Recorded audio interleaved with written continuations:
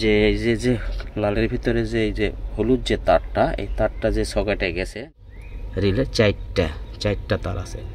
চারটা তারের ভিতরে একটা এটার এই অবস্থাটা, এই সুইচটা পর্যন্ত বাতিলের মতন হয়ে গেছে, এমন অবস্থা। আর হিনু আমি দোষটা ধরছি, কিন্তু রিলে খোলার পরে দোষটা ধরছি। এই রিলে খোলার পরে যখন চলে। দর্শক আসসালামু আলাইকুম, সবাই কেমন আছেন? আশা করি সবাই ভালো আছেন। আজকে আমি আপনাদের একটা অত্যন্ত গুরুত্বপূর্ণ বিষয় দেখাবো। সেটা হচ্ছে, এটা হচ্ছে একটা হিনু গাড়ির যে হেডলাইটটা ডাইরেক্ট হয়ে গেছিলো। এটা অর্থাৎ এটা চাবির সুইচ যখনই দেয় তখন হেডলাইটটা জ্বলে ওঠে, এবং হেডলাইটটা ডাইরেক্ট হয়ে গেছে। কী কারণে ডাইরেক্ট হয়ে গেছে আর কীভাবে দোষটা আমি ধরলাম আর কীভাবে সলভ করলাম, সেই বিষয়টা আমি আপনাদের মাঝে তুলে ধরবো। ভিডিওটা অত্যন্ত ইনফরমেটিভ হতে যাচ্ছে। ভিডিওটা না স্কিপ করে আপনারা পুরোটাই দেখবেন। টানাহাসটা করে দেখলে কিন্তু কিছুই বুঝতে পারবেন না। তাই চ্যানেলে যদি কেউ নতুন হয়ে থাকেন অনুগ্রহ করে সাবস্ক্রাইব করবেন, আর যারা অলরেডি সাবস্ক্রাইব করছেন তাদেরকে অসংখ্য ধন্যবাদ। তো বেশি কথা বাড়াবো না, চলেন মূল আলোচনায় যাওয়া যাক। দর্শক, এই গাড়ির দেখেন, এই গাড়ির হচ্ছে এটা হচ্ছে বিশেষ করে হেডলাইটের সুইচ। এটা এক ঘাটে পার্কিং, আর দ্বিতীয় ঘাটে হচ্ছে আপনার হেডলাইট। আর এটা হচ্ছে নিচের দিকে হেড, আর উপর দিকে ডিফার লাইন থাকে। তো এটা মূলত যে সমস্যাটা হয়েছিল, এটা আপনার এই সুইচটা যে ডাইরেক্ট হয়ে গেছে, কিভাবে আমি দোষটা ধরলাম সেই বিষয়টা আমি আপনাদের দেখাই। এই সমস্ত সমস্যা যদি হয়, এই সমস্ত সমস্যা হলে আপনারা কি করবেন? আপনারা প্রথমে রিলে বোর্ডে যাবেন। রিলে বোর্ডে যাওয়ার পরে এখানে দেখেন হিনু গাড়ির 1, 2, 3, 4, 5টা রিলে ছিল। আপনারা যখন চাবি সুইচটা দিবেন, দেওয়ার পরে যখন দেখবেন আপনারা যে হেডলাইটে জ্বলে রয়েছে, তখন প্রথমে করবেন কি, যে কয়েকটা রিলে আছে, আর যদি আপনাদের জানা থাকে যে এটা হেডলাইটের রিলে, তাহলে তো কোনো কথাই নেই। আর যদি না জানা থাকে তাহলে একটাকে রিলে খুলবেন। যখন যে রিলে খুলবেন, খোলার পর যদি লাইটটা অফ হয়ে যায়, তখন ওই রিলের যে কানেকশানগুলা, সেই কানেকশানগুলো নিয়ে আপনারা দেখবেন যে এখান থেকে কোথা থেকে কী হয়েছে। আমি বিশেষ করে এইভাবেই দোষটা ধরছি। এই যে এটা রিলে, এই রিলেটা যখনই আমি লাগাই দেবো, তখনই এখানে হেডলাইটের যে লাইনটা সেটা ডাইরেক্ট হয়ে যায়। তাহলে এটা কেমনে কি করব? এখানে দুইটা সমস্যা কারণে এটা হতে পারে। আর এটাতে কি সমস্যা হয়েছে এটা আমি আপনাদের পরে জানাই। দুইটা সমস্যা বলতে কি, এখানে এই রিলের যে ভিতরে যে পাতি আছে, এই পাতিগুলা হয় ডাইরেক্ট অ্যাডজাস্ট হয়ে লাগে যাবে, আর না হলে এই রিলের যে নেগেটিভ বা পজিটিভ দুইটায় যে কয়েল খেলে, সেই দুইটায় কিন্তু আপনার ডাইরেক্ট হয়ে যেতে পারে। আর এই গাড়ির মূলত কিন্তু ডাইরেক্ট হয়ে গেছে, এটার যে নেগেটিভ যে সাপ্লাই সুইচের থেকে যে নেগেটিভটা আসে, সেই নেগেটিভটা ডাইরেক্ট হয়ে গেছিলো।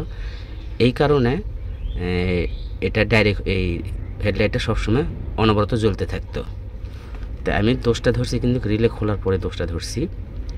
এই রিলে খোলার পরে যখন চলে গেছে তখন এটা না দোষ ধরছি।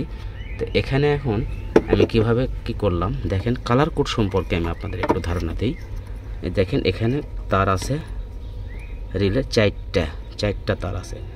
চারটা তারের ভিতরে একটা হচ্ছে এই আপনার এই যে স্টিয়ারিংয়ের সুইচের থেকে যে আর্থিং যায়, আর এই স্টিয়ারিং সুইচের যে ওয়ারিং কিভাবে করতে হয়, এই স্টিয়ারিং সুইচের ওয়ারিং কিন্তু আমার ড্রয়িংয়ে চ্যানেলে দেওয়া আছে। আপনারা চাইলে চ্যানেলটা ভিজিট করে দেখতে পারেন। এই স্টিয়ারিংয়ের যে সুইচটা থাকে, এই সুইচের যে তারগুলি সব এখানে। আমি স্টিয়ারিংটা আগেই খুলে রাখছি, স্টিয়ারিং খুলে এটার কাজ করতে হবে, কারণ ভিডিওটা অনেক বড় হয়ে যাবে, তাই স্টিয়ারিংটা আগেই খুলে রাখছি। এখানে বিষয় দেখেন, কালার কোড যে বিষয়টা আমি বলতে চাইছিলাম আপনাদের এই যে দেখেন লালের উপরে, এটা লালের উপরে একটা হলুদ তার, এই লালের উপরে হলুদ তার, এটা হচ্ছে মূলত ওই সুইচের দিয়া। আমি তখন কি করছি, এখানে যখন চাবি সুইচটা দেওয়া হয়েছে, এখানে পজিটিভ একটা ধরছি, আর সুইচের নেগেটিভে একটা টেস্ট ল্যাম্পের বাতি ধরছি। বাতি ধরার পর হয়েছে কি, এটা সবসময় জ্বলেই থাকছে। তারপর এটা আমি কি করলাম, ওই কালার কোড ধরে আমি এখানে আসলাম, এই স্টিয়ারিং সুইচে আসলাম। কালার কোড ধরে এই স্টিয়ারিংয়ের সুইচে আসার পরে যে এই যে লালের ভিতরে যে এই যে হলুদ যে তারটা, এই তারটা যে সকেটে গেছে, নিচে সকেট আছে, ওই সকেটটা আমি খুলে দিলাম, তো দেখলাম যে টেস্ট ল্যাম্প অফ হয়ে গেছে। তো এতে করে টেস্ট ল্যাম্প যখন অফ হয়ে গেল, তাহলে আমি কি বুঝে নেব যে এই সুইচের কানেকশানটাই এখান থেকে আর্থিং ডাইরেক্ট হয়ে গেছে, এই কারণে ওই হেডলাইটটা জ্বলে থাকতে। তো এখন এটা বিশেষ করে আমি কি করব, আমি স্টিয়ারিংটা খুলে ফেলাইছি, এখন এই সুইচটা আমি খুলব। সাথেই থাকুন, দেখি সুইচের এখানে কি হয়েছে।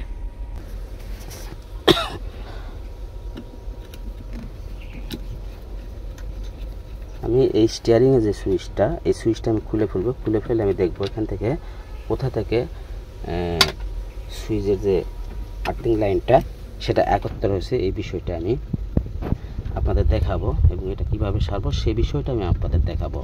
সাথেই থাকুন, ভিডিওটা স্কিপ করবেন না।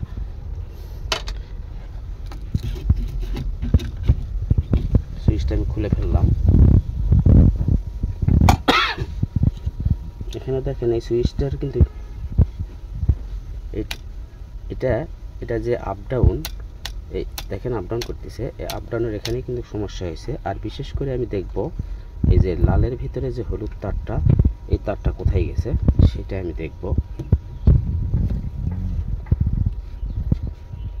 দেখেন দর্শক, এই যে লালের ভিতরে যে হলুদ তারটা, কিন্তু এটা ধরেন তো ভাই, লালের ভিতরে যে হলুদ তারটা, এই যে এটা, এই যে এখানে লাগছে, এখানে লাগার পরে এই পাতিটা, এই যে দেখেন এই পাতিটা এতে ভেঙে গেছে, দেখছেন এই যে পাতিটা ভেঙে গেছে। এই ভেঙে যাওয়ার ফলে এটা তখন আর কি হয়, খেলে না।